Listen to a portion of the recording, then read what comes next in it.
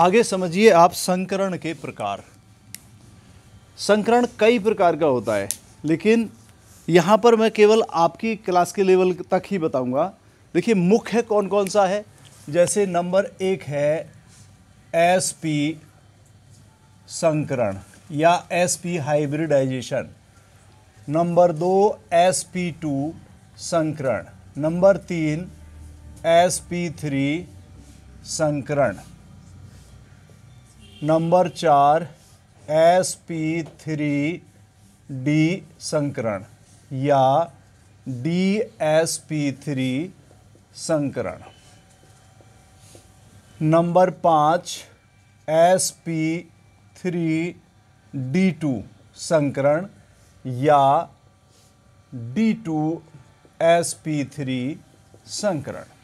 ये मुख्य जो आपके लेवल तक है ये बता रहा हूं मैं। कितने हैं ये? 5। सबसे पहले एक दृष्टि में इनको समझने का प्रयास करें कि देखिए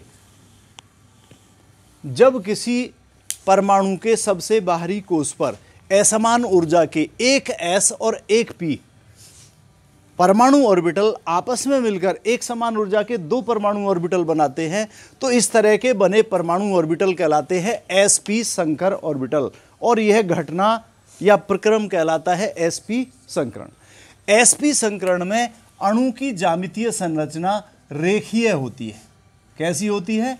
रेखीय, अर्थात लाइनर, सीधी, और उनके मध्य में सहसंयोजक बंधों के मध्य में 180 डिग्री का कोण होता है।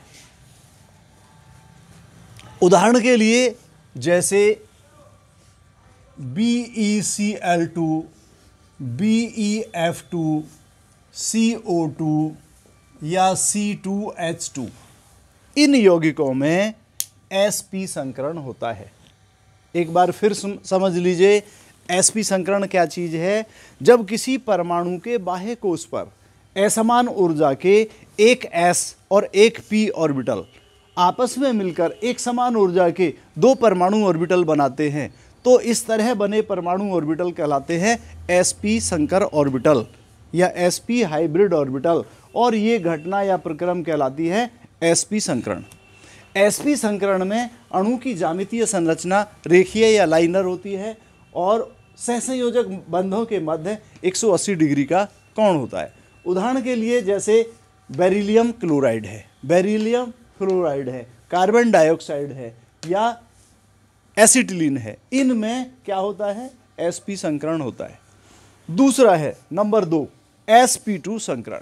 जैसा कि इनकी परिभाषा से ही है, जब किसी परमाणु के बाह्य कोष पर असमान ऊर्जा के एक s और 2 p ऑर्बिटल आपस में मिलकर एक समान ऊर्जा के 3 परमाणु ऑर्बिटल बनाते हैं।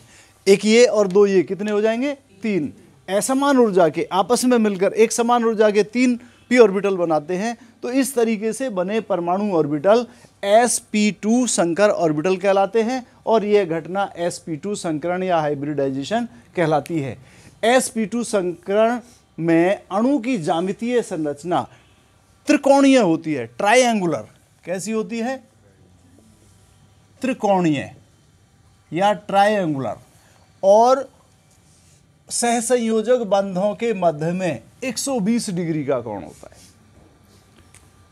मुख्य कौन कौन है? जैसे बोरॉन ट्राइक्लोराइड, बोरॉन ट्राइफ्लोराइड, इसके अलावा जैसे C2H4 है, इनमें sp2 संकरण होता है। नंबर 3, नंबर 2 को एक बार फिर समझ लें अगर कोई संशय है। sp2 संकरण क्या होता है? जब किसी परमाणु के बाह्य कोष पर असमान ऊर्जा का एक s और 2 p परमाणु ऑर्बिटल आपस में मिलकर एक समान ऊर्जा के 3 p ऑर्बिटल बनाते हैं, तो इस तरीके से बने परमाणु ऑर्बिटल कहलाते हैं sp2 संकर ऑर्बिटल, और ये घटना कहलाती है sp2 संकरण या हाइब्रिडाइजेशन। sp2 संकरण में अणु की ज्यामितीय संरचना ट्रायंगुलर या ट्राइगोनल यानी त्रिकोणीय होती है, और सहसंयोजक बंधों के मध्य 120 डिग्री का कोण होता है। जिन यौगिकों में हैं उनके मुख्य यौगिकों के उदाहरण हैं BCl3 boron trichloride, boron trifluoride, ये क्या है, एथिलीन, इनमें sp2 संकरण पाया जाता है। अब देखिए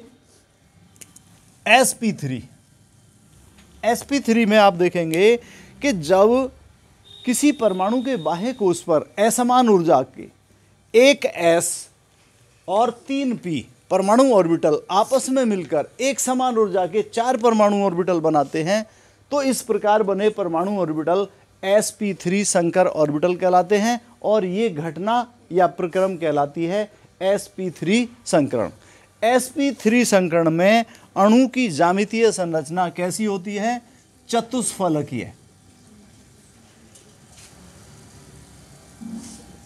चतुष्फलकीय, अर्थात टेट्राहेड्रल, और उनमें 109 डिग्री 28 मिनट का कोण होता है। किसमें, सहसंयोजक बंधों के मध्य में। जैसे CH4 मीथेन है, ये CCl4 कार्बन टेट्राक्लोराइड है, या SiH4 सीलेन है, इनमें ये sp3 संकरण पाया जाता है। एक बार फिर समझिए, जब किसी परमाणु के बाह्य कोश पर असमान ऊर्जा के एक s और 3p ऑर्बिटल आपस में मिलकर एक समान ऊर्जा के 4 परमाणु ऑर्बिटल बनाते हैं, तो इस तरीके से बने हुए परमाणु ऑर्बिटल sp3 संकर ऑर्बिटल कहलाते हैं और ये घटना या प्रक्रम sp3 संकरण कहलाता है। sp3 संकरण में अणु की ज्यामितीय संरचना कैसी होती है, चतुष्फलकीय, और सहसंयोजक बंधों के मध्य 109 डिग्री 28 मिनट का कोण होता है। मुख्य उदाहरण है मीथेन, कार्बन टेट्राक्लोराइड और सीलेन, जिनमें sp3 संकरण होता है। नेक्स्ट 4 नंबर, इसमें देखिए, जब किसी परमाणु के बाहरी कोश पर असमान ऊर्जा के एक s, 3p और एक d ऑर्बिटल आपस में मिलकर एक समान ऊर्जा के कितने परमाणु ऑर्बिटल बनाते हैं, 5। तो इस तरीके से बने हुए परमाणु ऑर्बिटल sp3d संकर ऑर्बिटल कहलाते हैं और ये घटना sp3d संकरण कहलाती है। यदि d उपकोष n-1 कोष का होता है, n-1 अर्थात सबसे बाहरी से एक भीतर का होता है, तो इस तरीके से बने हुए संकर ऑर्बिटल कहलाते हैं dsp3 संकर ऑर्बिटल और ये घटना कहलाती है dsp3 संकरण। dsp3 संकरण में अणु की ज्यामितीय संरचना त्रिकोणीय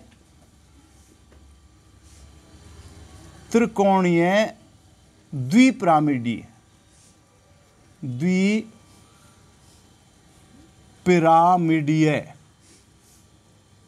अर्थात ट्राइगोनल बाइपिरामिडल, 3 कोण वाली और 2 पिरामिडों वाली होती है, और उनमें 3 कोण तो होते हैं 120 डिग्री के, कितने, 3 कोण 120 डिग्री के, और 2 कोण होते हैं 90 डिग्री के। त्रिकोणीय संरचना में जैसे आपको अभी बताया था, किसमें, त्रिकोणीय इस तरीके की, इसके केंद्र में होगा और ये जो कोण बनेंगे 120 डिग्री के बनेंगे, और द्विपिरामिडीय एक ऊपर की तरफ एक नीचे की तरफ, जब उसके कोने मिलाएंगे, अभी बताएंगे आपको कागज से।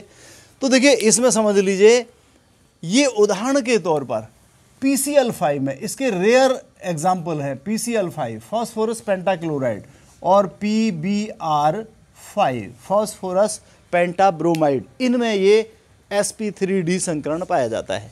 एक बार फिर समझ लीजिए sp3d संकरण को, कि जब किसी परमाणु के बाह्य कोश पर असमान ऊर्जा के एक s, 3p और एक d ऑर्बिटल आपस में मिलकर एक समान ऊर्जा के 5 परमाणु ऑर्बिटल बनाते हैं, तो इस प्रकार बने परमाणु ऑर्बिटल sp3d संकर ऑर्बिटल कहलाते हैं और यह घटना या प्रोसेस क्या कहलाता है, sp3d संकरण। यदि d उपकोष n-1 कोष का होता है, अर्थात सबसे बाहरी से एक भीतर के कोष होता है, तब बने हुए परमाणु ऑर्बिटल dsp3 संकर ऑर्बिटल कहलाते हैं और यह घटना DsP3 संकरण कहलाती है। अणु इस DsP3 या sp3d संकरण में अणु की ज्यामितीय संरचना त्रिकोणीय बाइपिरामिडल या ट्रायंगुलर बाइपिरामिडल कहें या त्रिकोणीय द्विपिरामिडीय होती है और इनमें 3 कोण 120 डिग्री के और 2 कोण 90 डिग्री के होते हैं। फास्फोरस पेंटाक्लोराइड और फास्फोरस पेंटाब्रोमाइड में ये sp3d संकरण पाया जाता है।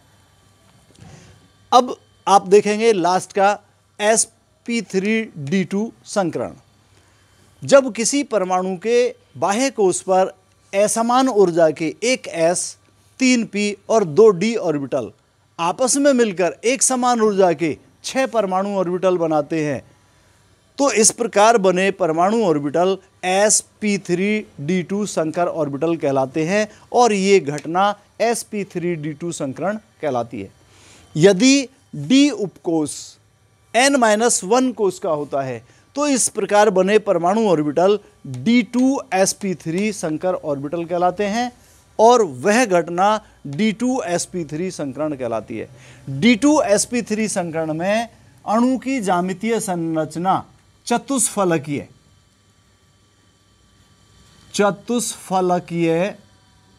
द्विपिरामिडीय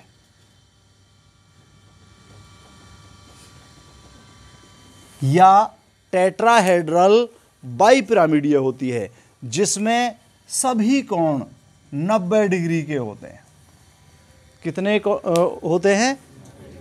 6 कोण होते हैं और वो 90 डिग्री के होते हैं और इसका केवल SF6 ये एग्जाम्पल है, सल्फर हेक्सा फ्लोराइड।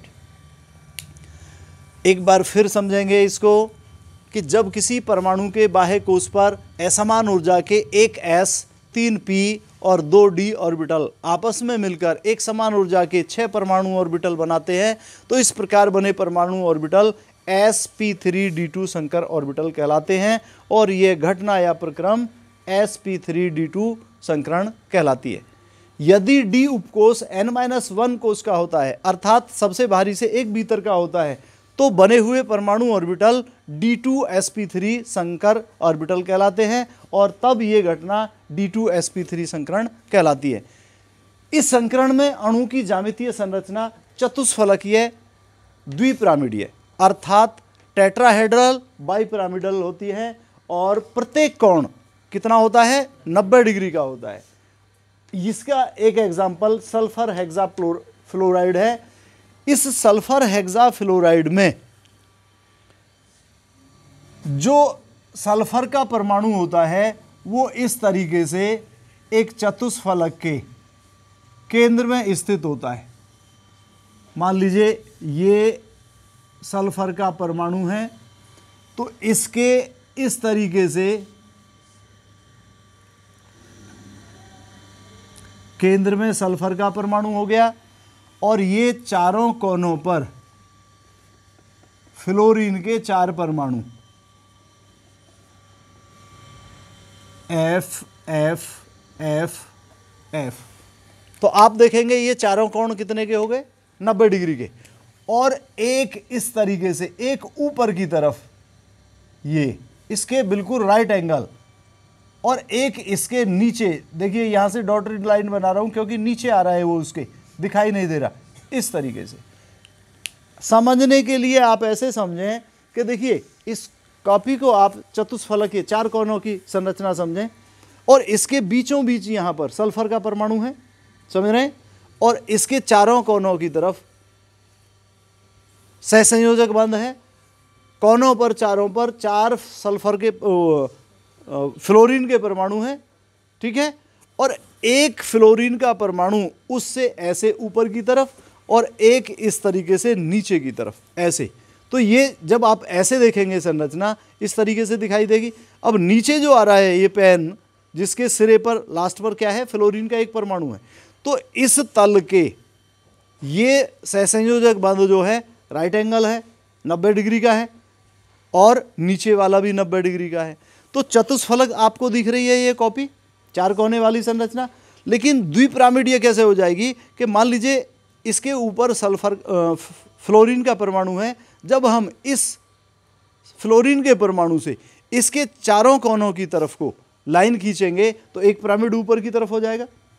इस पॉइंट से एक इधर कोने पे, एक इधर कोने पे, एक इधर कोने पर, एक इधर कोने पे, ठीक है, और एक नीचे की तरफ इस फ्लोरीन के परमाणु से इस तरीके से चारों कोनों पर खींचेंगे तो एक पिरामिड इस तरह का हो जाएगा।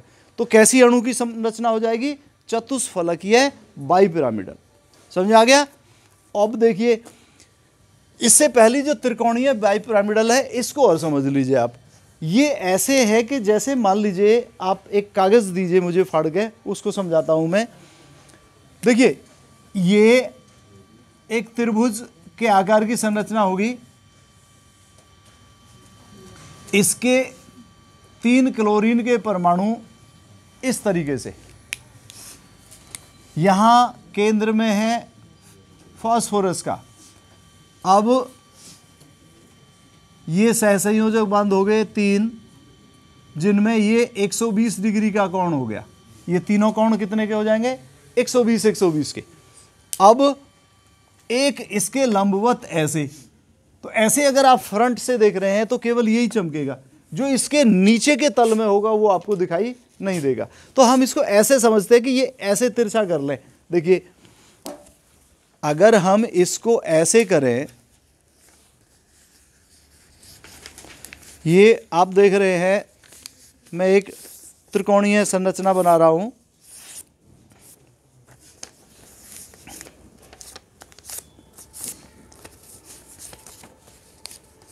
हो गई त्रिकोणीय। इसके बीच में यहां पर फास्फोरस का परमाणु है और 3 क्लोरीन के परमाणु इन तीनों कोनों की तरफ हैं, जो कैसे बंध से जुड़े हुए हैं? सहसंयोजक बंध से। तो आप देखेंगे ये तीनों कोण 120 डिग्री के हो जाएंगे कि नहीं? अब इसके एक लंबवत ऊपर की तरफ और एक लंबवत नीचे की तरफ। क्लोरीन का परमाणु एक ये और एक ये, कितने हो गए क्लोरीन के परमाणु? 5। ऐसे समझिए, 1 2 3, एक 4 और एक 5, तो त्रिकोणीय हो गई।